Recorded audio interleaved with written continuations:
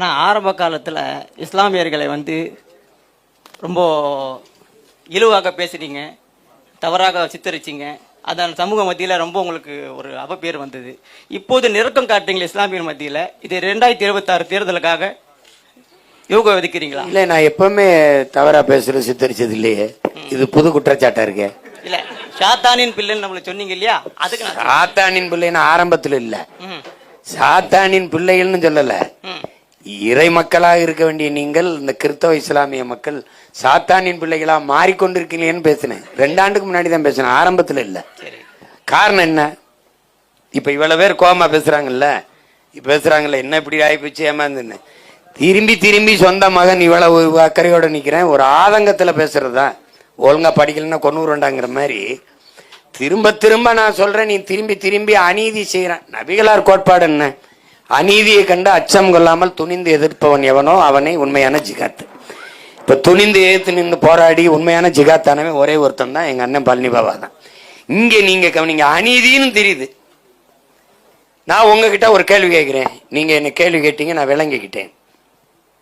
சாத்தானின் செயல்கள் எதுன்னு குரான் சொல்லுது? தீய செயல்கள் செய்தா அது எதுன்னு சொல்லுங்க. நிறைய இருக்கு. ஒன்னா சொல்லுங்க. தீய செயல்கள் அண்ணா இருங்கண்ணா, அவர் தானே கேள்வி கேட்டாங்க. ஒன்னா சொல்லுங்க. தீய செயல்கள் செய்ய. ஐயோ, மது அருந்தாலே சாத்தானின். மொத்தமா திமுக சொல்ற மாதிரி நல்ல ஆட்சின்னு சொல்லக்கூடாது, என்ன ஆட்சின்னு சொல்லணும். எதுன்னு சொல்லுங்க. நிறைய இருக்குண்ணே தீய செயல்கள், தீய வார்த்தைகள். நான் 100 சாதிச்சுட்டேன், 10 சொல்லு பண்றல. நிறைய இருக்கு, அதுல 1 சொல்லுங்க. ஒரு 10 சொல்லுங்க சாத்தானின் செயல். மது அருந்து தான் சாத்தானின் செயல் தான். அதுவும் மது அருந்துறது, விக்கிறது, லஞ்சம் பெறுறது ஆறாம் தான், ஊழல் செய்யறது சாத்தானின் செயல் தான். அப்படி சொல்லிக்கிட்டே வாங்க. கற்பழிக்கிறது நிறைய இருக்கு. மலையை வெட்டி இயற்கையின் அருங்கொடை மலையை கொட்டி பழத்தை கொள்ளையடிக்கிறது, மண்ணள்ளி விற்கிறது, கொலை செய்யறது, கற்பழிக்கிறது, இதெல்லாம் என்ன யாருடைய செயல்னு சொல்லுங்க? சாத்தானின் செயல இந்த அரசு செய்தா இல்லையா? அந்த அரசு சாத்தானின் செயலை செய்யற சாத்தானுக்கு நம்ம வலிமை கொடுப்பது, வாக்கை செலுத்தி அவனுக்கு அதிகாரத்தை கொடுப்பது சாத்தானுக்கு செய்யற ஊழியமா இல்லையா?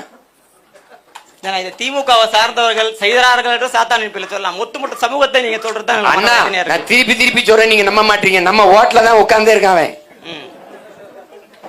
அவர் கேட்டார்ல 3 விழுக்காடு தான் இடஒதுக்கீடு கொடுத்தாருன்னு.